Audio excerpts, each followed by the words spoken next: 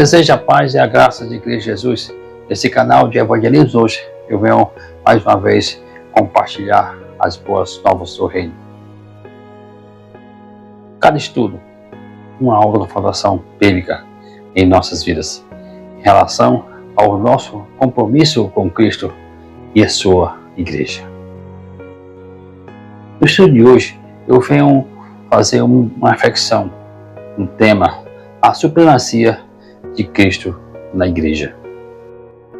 Irmãos, quando abrimos aqui a Escritura em Colossenses capítulo 1, verso 18, Paulo nos lembra de uma verdade que deveria estremecer o meu e o seu coração. O apóstolo Paulo está afirmando que Cristo é a cabeça da igreja, para que em tudo tenha supremacia. Mas a pergunta que devemos nos fazer hoje é: será que Jesus tem de fato a supremacia entre nós? Acho que cada um deve responder por si só.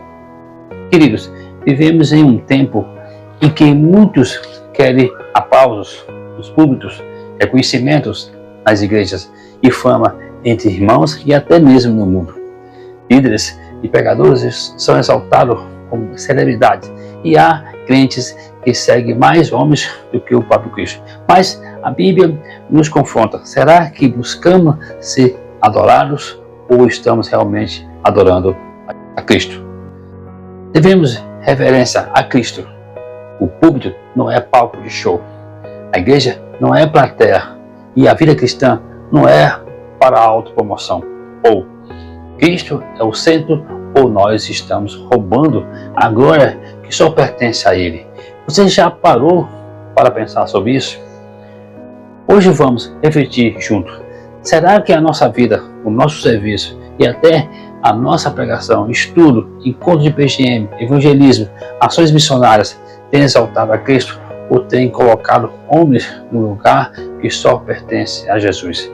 O texto de hoje é Colossenses capítulo 1, verso 18. Assim está escrito: Ele, Jesus, é a cabeça do corpo da igreja e o princípio e o primogênito dentre os mortos, para que em tudo tenha a supremacia. Aqui Paulo escreve aos Colossenses para corrigir ensinos errados que diminuía a centralidade de Cristo. Ele declara que Cristo é a cabeça da igreja, não pastores, líderes ou missionários, evangelistas e irmãos. Paulo está dizendo que Jesus, somente Jesus, é o princípio, a fonte da vida, o primeiro a ressuscitar para nunca mais morrer e o único digno de receber toda a glória. Isso significa que ninguém além de Cristo deve ocupar o lugar de honra na igreja. O púlpito, o louvor, os ministérios, tudo existe para apontar para Ele, o Messias, Jesus, o mesmo ontem, hoje e sempre. Quero pontuar aqui um perigo eminente que acontece nesses tempos pós-modernos, que é a adoração a homens dentro e fora da igreja. Muitos se encantam mais com pastores carismáticos, pregadores eloquentes ou cantores famosos do que com Cristo. Queridos, isso é perigo, porque gera vaidade no coração de quem serve, rouba a glória que pertence a Cristo e faz com que as pessoas sigam homens e não o Evangelho de Cristo. Isaías capítulo 64, versículo 6 nos lembra: todos nós somos como impuros e todos os nossos atos de justiça são como trapos de imundície. Portanto, nem mesmo nossas melhores obras podem nos dar reconhecimento diante de Deus. O que vale é a aprovação de Cristo. Temos aqui uma implicação. Queridos, o primeiro é: o púlpito não é palco de show, piada ou autopromoção. O púlpito é lugar de reverência, porque ali é proclamada a palavra de Deus. Quando o pregador transforma a pregação em um show de piadas, gracinhas ou discursos de autopromoção, ele tira o foco de Cristo e coloca em si mesmo. Um exemplo do dia a dia: quantas vezes vemos pregadores que falam mais de suas histórias pessoais, conquistas e viagens do que do Evangelho? A igreja em que A performance do pregador ou do cantor vale mais do que a verdade da palavra. Isso pode até emocionar, mas não transforma corações. O púlpito é um lugar de lágrimas, oração e arrependimento, não de vaidade. O ministério não deve escolher apenas lugares confortáveis. A mensagem é para todos, inclusive os pobres e esquecidos. O chamado missionário não é para estados, mas para serviço. Jesus não pregou só nos templos, ele esteve nas ruas, nas casas simples, entre pecadores, leprosos e rejeitados. Quando missionários e pregadores escolhem apenas igrejas grandes, confortáveis, demonstra mais apego ao conforto do que obediência ao chamado. Outro exemplo do dia a dia é esse. Há pregadores que aceitam convite em grandes conferências, mas rejeitam o convite de uma igrejinha humilde no interior.